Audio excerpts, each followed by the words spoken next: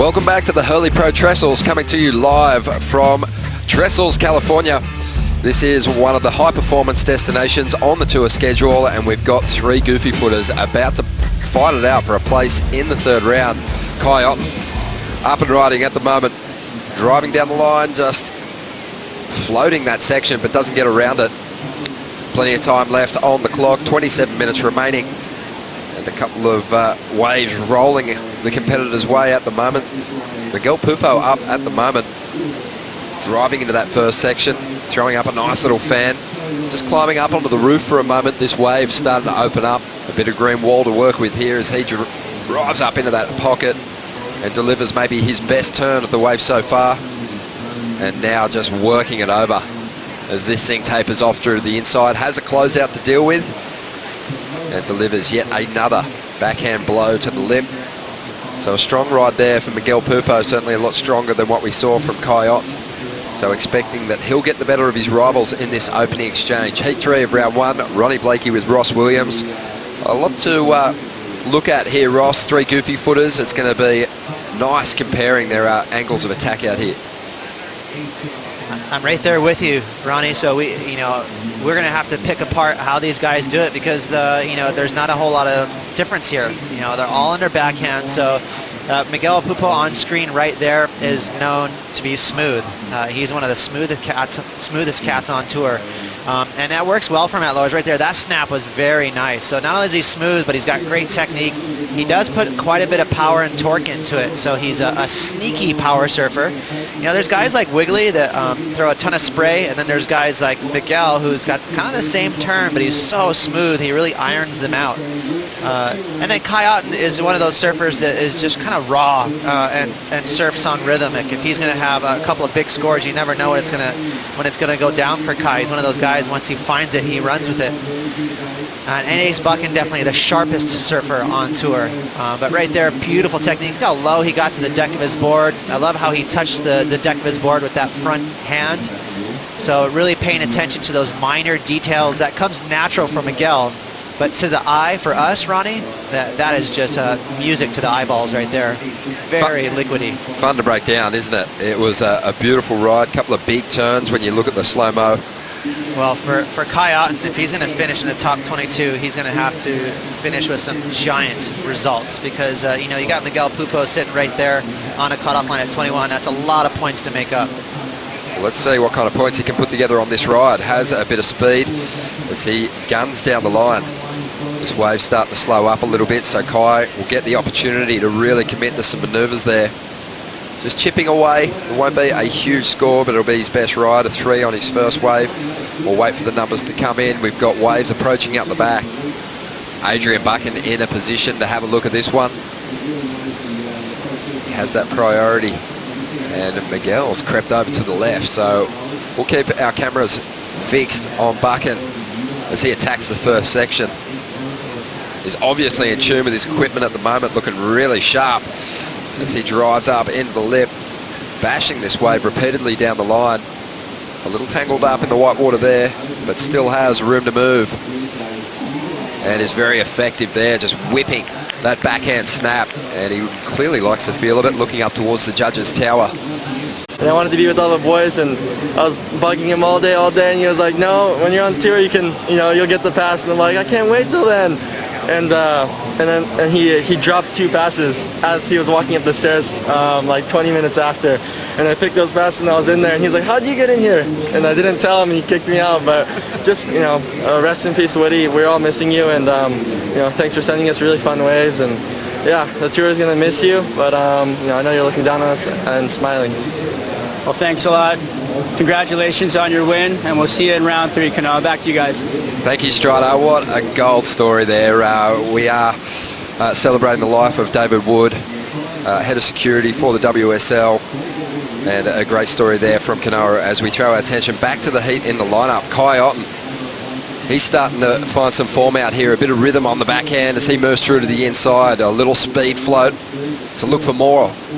But doesn't quite get around it. But just during that interview, we saw some big numbers dropping, Ross, and Adrian Buchan putting up the highest number of this heat so far, 8.5. And I think that score is spot on. You know, Miguel Pupo again set the pace with a 7.67, and I totally agree with the judges. I feel like this is about a point higher.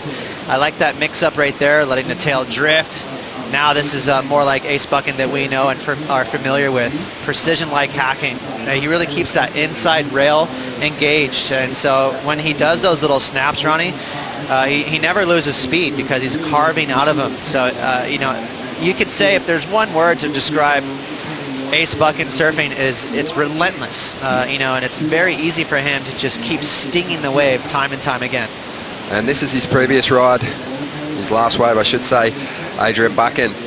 He's really going to make life difficult for Kai Otton and Miguel Pupo with this one. Again, just whipping his board through a number of different maneuvers.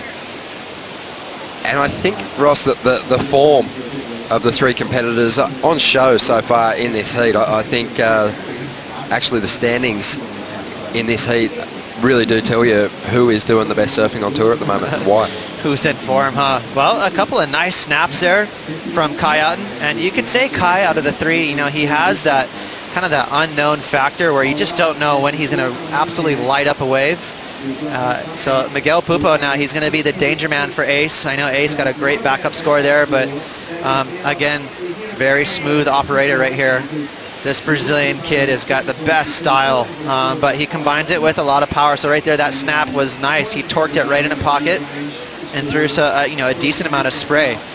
But I agree with you in terms of maybe combining that smooth surfing with just a little more spice and unpredictability.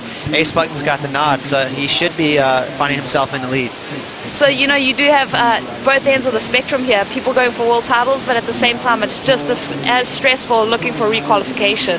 Definitely, and I think the body language has shown that from Kai at different stages throughout this year, Ross. It's almost like he's had this defeated attitude at different stages.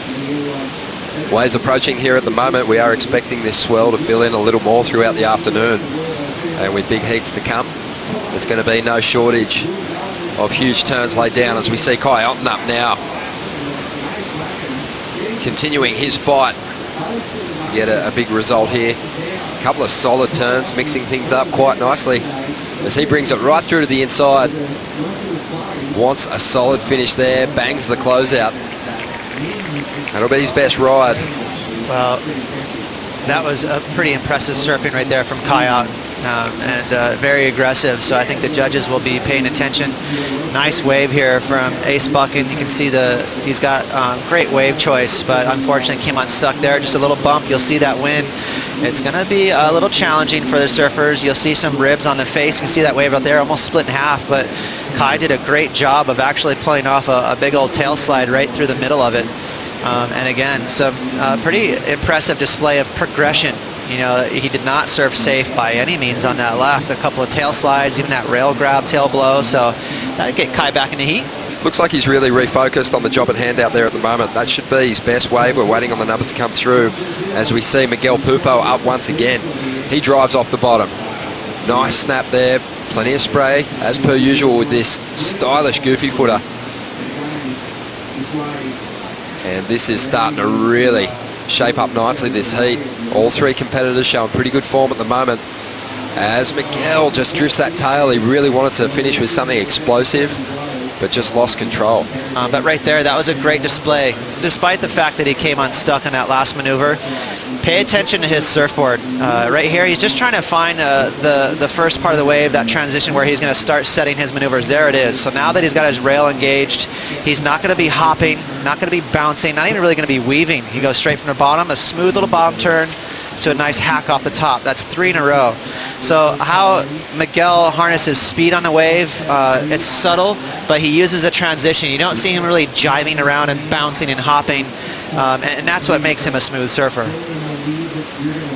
Right there's that kind of high-low approach. I love that, Ronnie, when surfers kind of set their surfboard really high on top of the wave. They see the section they want to attack on initially, and then they drop down, just like you would in a skate park. The lefts, despite the fact they're a little shorter, have been scoring pretty well. Ryan Callanan getting some pretty decent numbers in that last heat. Kai Otton, he's got one of the better scores of this heat on his forehand as well. Adrian Buchan here using his priority I don't think Miguel got in his way on that occasion. He just had to drive around the Brazilian. That wave was pretty short though, wasn't it? Switched on. JS board's looking really good under Ace's feet. Here goes Kai Otton, chasing down a pretty solid number, 8.38. Needs to do some big turns on the outside. Has some speed. Lines up the inside. Nice floating re-entry there. But didn't really set the world on fire. Didn't get the board in that big vertical direction, that approach to the lip and set the fins free like we've seen Miguel and Adrian do throughout this heat. Pupo now up once again. There's a really fast, lightning fast turn as he drives up over the end section on this wave. Not too bad, but he is chasing a pretty hefty number, 7.44. Wow, that's going to be a tough one for the judges right there from Miguel Pupo. First up, how's this? Kind of an awkward little exit there for Miguel. He's trying to get out of the way from Ace, but I think he just barely pulled it off. This wave, I don't think it's going to be a factor for Adrian Buchan. He's going to hold on to that 6.6, which will leave the door open. This was a nice 3-wave set. The second wave was pretty good. That's this wave right here for Kai Otton. But I agree with you, saying that he didn't set the world on fire. Had that section laid back for him just a second more, he could have went for a big tail drift. Instead, he was forced to do a floater. Gabriel Medina is going to be so dangerous on these lefts because it's perfect for ramping up and doing big airs. So 100% you're going to see some big fireworks from Gabriel Medina on those left-handers. I think for sure, we haven't seen any numbers drop yet, but Miguel is going to improve his score line with this wave right here. Again, not only was he pretty smooth with his effort, but he threw a lot of water around too. So great technique for Miguel, a lot of spray. The judges should eat it up. It's going to put a bit of a crunch on Kai and Ace. He might get his opportunity to have a crack at a pretty decent wall here. Let's have a look at Buchan's last ride. Trying to get around it. Some of these right-handers, they have a bit of west in it, so they stretch down the way, and they don't cooperate. So you really have to pay attention as you're paddling for these waves. He's going to get the opportunity this time. 15 seconds to go. Let's see how he deals with the pressure. He needs an 8.04 taking off. He's going to drive up over this first section. And now he has to do something special. He's after an excellent score. A bit of a wobbly exit out of that turn. And he's in recovery mode now. He needs something solid. Not too bad, but it is a huge number. He needs the second highest score to turn the heat. Not sure he's going to get it, Ross. A couple of mistakes on that ride. Yeah, for Kai Otton, again, he's one of those surfers that rides high on confidence. Once he finds a rhythm, he starts really going for it. And just a little off rhythm here. Slight bobble on that first turn. Nice second turn, but then again, another little recovery there with balance. So again, he's just slightly behind here, kind of fighting that wave, not really flowing. So he knows it. You can see his body language there. I don't think that's going to be an 8. But his rivals were unable to chase down. The score coming through now for Kai Otton, and it's not going to be enough. So he'll have to bounce back in the second round, and being one of the lowest seeds in the draw, he's going to be coming up against someone who's been in good form all year. So that's going to be a tough matchup for Otton moving forward. But a solid performance from the man on screen, Adrian Buchan, with a heat score total of 15.1, continues to march through the rounds here at the Hurley Pro.